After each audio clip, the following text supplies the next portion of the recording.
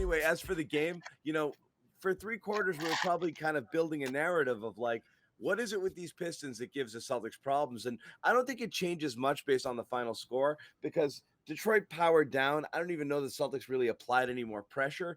Detroit started settling for shots. They just stopped falling. They were probably falling at an impossible clip through the first 3 quarters, and that's why the game was as close as it was. Yeah. But still interesting that this team really can go punch for punch with them. Again, it's hard to tell whether it's the style of play or they've just gotten really fortunate with just shots falling. The loss that the Celtics had right before the All-Star break was a game in which Detroit shot more better than 50% from three. So again, I'm not really sure. I'll bring in Bobby here too, but what is it about Detroit that kind of annoys them? Do you think, Sherrod? I think it has a lot to do with the fact that Detroit relies much more on ball movement than I think a lot of other teams, where you have, great ISO player in Kyrie Irving and Kevin Durant, and great ISO players, like, DeMar DeRozan in Chicago and Zach LaVine. Whereas Detroit doesn't really have a great ISO player, so they have to swing the ball. And Boston's defense is predicated on trying to get you to go ISO. They want you to try and score one on their five. And Detroit doesn't do that because they don't have guys who have that capability yet. And that's why I think they make they make Boston work a lot harder defensively than Boston is used to, because most teams are trying to get that mismatch and go to that. Where Detroit, they're not trying to fool anybody. They don't have it. And so they make Boston's defense work a lot harder than I think a lot of teams do. Yeah. Yeah, Bobby, your first impressions of the game here? Another, I thought, fairly resilient game. You don't think that against the worst team in the league, but I thought they were in their own heads with the officiating for a while there. Certainly stagnant on offense early, sloppy turning the ball over and such, and not playing great defense at all in that first half. So a lot of that turned around late. Obviously, the fourth quarter was ready, phenomenal, and you go from there. Drink. So, good win. Bobby, 5 points from Detroit up until the 141 mark of the fourth quarter without a single field goal made. Unbelievable. Yeah, there are a couple garbage ones late, but they essentially allowed no Pistons baskets in the fourth. A few free throws here or there. And great transition play. I'm going to give Marcus Smart a lot of credit, because I think, to answer the question you just asked Sherrod, John, I think what Sherrod says is true, but also the physicality of Detroit we've seen in all these games really gets into Boston's head. They're fast and they're physical, and they're even athletic. with no beef stew, Jeremy Grant's causing some problems for Tatum. Brown, guys are swiping away at the ball. They're throwing the blitzes at Tatum. Smart was struggling with Cunningham. Yes. He was giving it back to him a little bit on the other end, being able to kind of work the post on some possessions. But defensively, he was having a tough time in that first half. Again, Cunningham he stood up well with the physicality of this game. He hit a lot of shots. He kept them in it when it got to like the 5 to 7 range. I thought he was the guy who really set the table for Tatum to go off late. Smart was great. Yeah, he fit right in. You get a win here. You're not looking ahead to Dallas. It's all good stuff. I don't think you come away with this game blown away by anything that the Celtics did, certainly. I think there's still a lot of things that they're going to have to clean up offensively out of this one. Defense was a mess in that first half overall, I thought. So to turn around, win, close as dominantly as they did was great. And between the Charlotte game and the Detroit game, you have two dominant fourth quarters here where you're essentially holding both these teams to under 30% from the field. Right. And that's the whole thing. It's like, it's got this, again, they've got this easy breezy feel where you're looking at how many games in the last, week or two have they had, going back to the homestand there where you started with Atlanta, you didn't play a great first half there, and then, Memphis, you're going blow for blow and you blow their doors off in the second half, Charlotte. And now again here, it's that thing good teams do, which is, okay, it's going to be close. It's, if we're even, we're leaving. It's going to be close, and then we're going to just kind of take over. A lot of that's coincided with Tatum's kind of ability to take over games single-handedly, but also it's just like eventually they just kind of wear other teams down. And even if and we've seen it a bit, even if that defensive pressure, even if they're a little out of sorts or teams are hitting shots, eventually it gets to them. And I do think they are just kind of wearing teams down. The combo between that and then just Tatum just being ridiculous. This was such an easy breezy 31 points for him too. you know? Everything downhill. He was so aggressive early, and he kept them in it. It never got bigger than 7 just because of how many shots he was hitting, especially inside. I mean, he averages 6, 7 shots at the rim a game, and early in the second quarter, he was the 6th. So he blew by that. I think in the end, I'm going to pull up his shot chart here. He ends up shooting a ton inside, finishing a ton inside, and physically doing it too. Just like last game, dunking quite a bit, getting out on the break. There's a real stylistic shift with him that we continue to see game in and game More out. threes in the second half, was more aggressive in the first half. Yeah. He definitely, I think he did. I think he took 1, 2, 3, 4, 5, 6 threes in the second half. And you know, say half of his field goal attempts were from outside the arc, 1 for 6, and he scored, 4 for 6 from inside the paint. He was a little bit more aggressive early, but just Sherrod, again, just the way he's getting there, like just the way he's able to finish now through contact, just stuff that he wasn't doing before. He's still, he's just got to stop with the complaining. He's just got to stop. Just stop. Just let it happen. But it got out of control. He's not getting the calls, but it's getting out of control. It's unreal. But he's finishing through contact pretty regular now. Oh, Sherrod, I don't have you. Lost Sherrod. Noah, we don't hear you. Check your input and see if that's synced up with your mic here. But while Sherrod's figuring that out, Bobby, what do you think? It's a lot of the stuff we talked about after last game. It's a very similar game, I felt like, to last one from Tatum. Obviously, it wasn't 44, but just the aggression and, like we talked about after that game, using his body to create contact inside rather than veering around guys. It's the biggest difference from what we saw from him, especially 2 years ago, last year when he was doing that early. And then even early on this year, you saw him veering out of the way and being a little too finesse there in the lane. He's so strong at this point that guys really can't stop him inside there. And there's this one thing that Ime keeps doing with him that I love. They do this screen with Tatum. Remember early in the year, John, we talked about Tatum never setting screens, especially him and Brown for each other. And they never ran any actions, But now, like, he's setting these screens that, like, slide him right into the lane around the free throw line on smaller guys, and he spins around them or either backs them down right from that spot. And it just gives him a nice closer position of the basket to start his possessions from. It's an incredibly effective play. He hit a big shot over Curry last Sunday on that play. There was a big one in the Charlotte game down the stretch. Ime's loving that play because it's so automatic for Tatum right now. He just set a little switch, slide right to the free throw line on a smaller guy, and he's instantly has a mismatch right there. Yeah. No, it's just, I don't know what it is, if it's just like the game is slowed down a little bit. It's just like, some of that stuff that wasn't working earlier in the year. He's just getting to where he wants to go. He's finishing so differently now, both creatively and using physicality. It's completely different. There'd be times where I felt like earlier in the year he's headed to the basket and you're like, I don't know if this is going to end well. And now, that steal and that drive where he finished through contact in the end one was just friggin' unbelievable. It's just stuff we weren't seeing from him.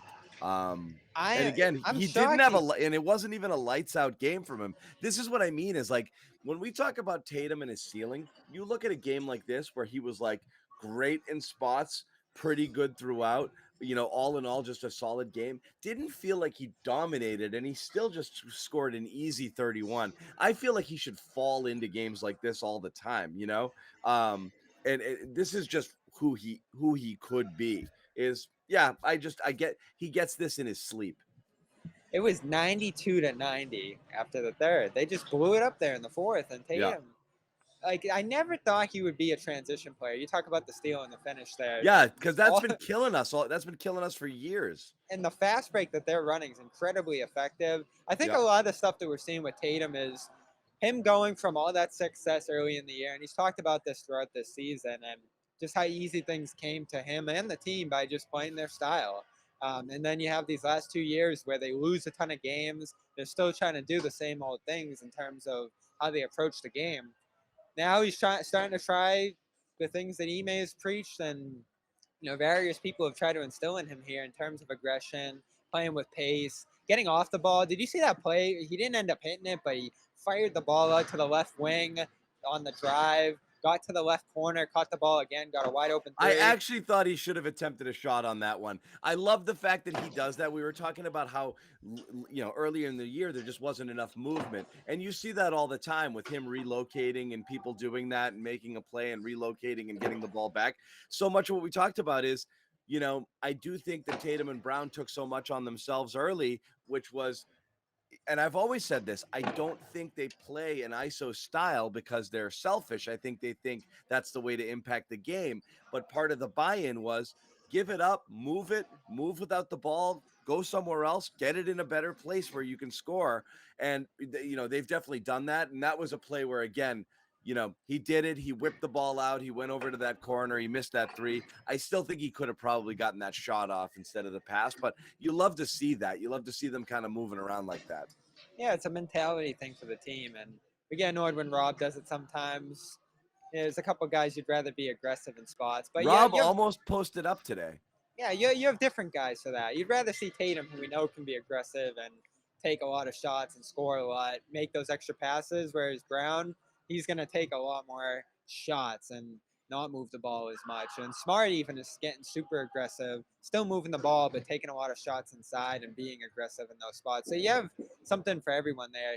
Rob, he's still going to kick it out from the lower portion of the net there and not take as many shots around the rim there. Missed a couple weird dunks too in this one. Hot start for him, weird second half where he just ended up missing a lot of point blank looks in there. Rob, that is. And I thought White, super aggressive again. Yep. Getting downhill in transition, forcing turnovers himself, good passing out of the corner. I know you like some of the stuff he does out of the corner there with hesitations and stuff, killing extra clock and, just making extra passes just out of that smart, position. And it's patient. And he kind of does what is called for. It's very rare where White will do something and you're like, oh man, and even when you get frustrated with him, it's just because shots aren't falling. But most of the ones that he takes are quality shots. So he's always kind of making the right decisions and making the right plays with the ball. But these are the types of games that we like from him. I'll give a little tip of the hat to Jalen. I thought he was really out of sorts again to start this game.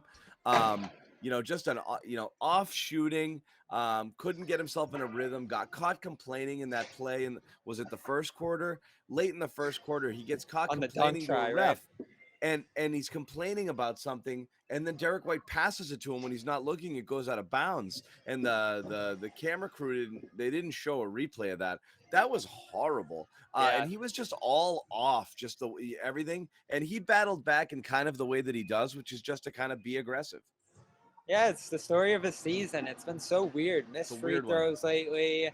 Sloppy shooting, 1 of 8 from deep in this one. Right. Losing the ball, losing his handle. But then, the bailout shot off of Tatum's pass at the end of the shot clock. Some of the looks underneath he got were great, getting to the free throw line. And overall, I thought his defense was solid. 8 rebounds, still a big force in that part of the game. And certainly he plays with a lot of pace that I think just generates a lot of movement for this team downhill in transition. And he makes himself a target, too, for Tatum, which is important. Part of the ball movement here, 4 more assists. It was a resilient game for him, too, because it was out of sorts early. I think everything you hit on there was pretty accurate with him. But I don't know. How do you get him back to being Jalen? So is this just the story of who he is this year? This is what we've been thinking about. And it's interesting because when Tatum's not going well, when you talk about who is Jalen supposed to be and how does he best complement Tatum, and at the end of the day, look, you're supposed to play a team brand of basketball and the ball moves around. It ends up places, and there's different people out there who can do different things with it. And Jaylen Brown is one of them, which is great. Okay. Sherrod's having some major issues with the Wi-Fi there, so he may or may not be able to jump on here. The Celtics press room is jammed up right now. Maybe Sherrod, I know you're still kind of there.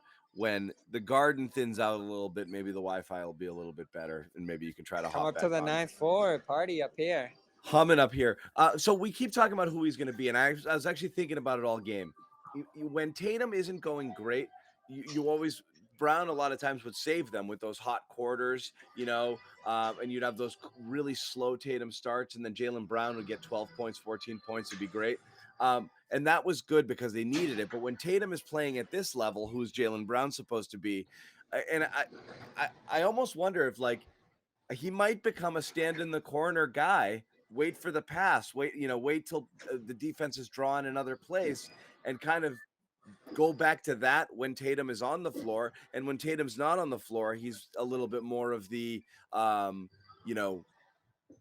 take it himself and try to do more things than himself there. But it is almost kind of like when Tatum's going the way he's going, you kind of want to just give him his space to operate at this point. It is hard to there's no way for Tatum to do what he's doing now with the amount of time he needs the ball in his hands to be able to do it, and Jalen to also do that, because it's going to turn into my ball, your ball, my ball, your ball. It can't be the corner thing. I hate that. Not quite the corner. He's just got to kind of be there, like he's got to be involved in the action. He's got to be one of the four instead of like I said, instead of it being a trade-off.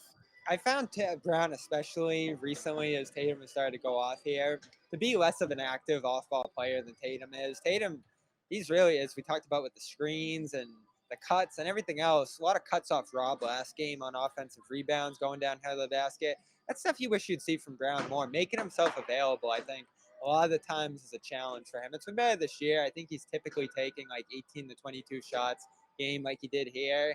His usage within the offense, I think, is where it should be. But it's just, can he be in better spots to position himself to succeed? Certainly the shot isn't there this year. So you're going to have to do a lot more downhill stuff if you're him. And, set a screen, slip into the lane. I think that's where Tatum's going to be used a lot of the time. But you're right, the bench usage for him is going to be key. And right now, it just doesn't look like the handle's there enough to be able to be in a lead guard role with that group. It's not. But he's got to make himself involved in the actions, whether it's with Smart staggering in those groups, White. I think White's still trying to find himself really with that second year. Overall, the bench, I know they've been dominant the last couple of minutes here overall, or last couple of weeks here overall. I haven't been thrilled with the bench. White's played some good minutes. Grant's been up and down lately. And Pritchard, I feel like he sprinkles in that one or two shots like in the second half, but up until that point, he's largely absent out of these games. So you are seeing big minutes with Brown and Tatum next to each other, which is fine. But not really a ton of opportunity for Brown to either lead the second unit or be involved in those actions when Tatum's off the court. In fact, Tatum's playing so much, like he goes out of the game for 2-3 minutes, and all of a sudden you see him running back from the bike right up to the stand when things start to go a few points out of their way a little bit. Well, you look at it, I mean, that regular rotation there, Bobby, has him coming out at the 6-minute mark of the first, and then he usually he's coming back in there. He hangs in that second. He gets in there pretty quick again. So you're right. I mean, things stagnate right now, and just the way it's working is, the better he plays, the more dependent you become on him, which means the harder it is to operate when he's not out there because he's doing so much out there. So there's a catch-22 aspect to it as well, where it is hard to survive the non-Jason minutes right now because there's simply not enough offensive firepower out there, and Jalen can't play in a primary ball handler role. I don't know whether that's a lot of it's on Brown. He's got to be better. He's got to clean that up. He's got to limit the turnovers, and he's going to hit the free throws. Again, you get overall the season percentage isn't as bad. I mean, the fact that he was a 50-40 guy last year, but still only shoots 76% from the stripe is strange. And this year he's down just a tick. I think it's 74%. It is odd though. That seems like more of a mental lapse than anything, because he's got a pure stroke. There's no reason that the free throw percent should be that low for someone like him.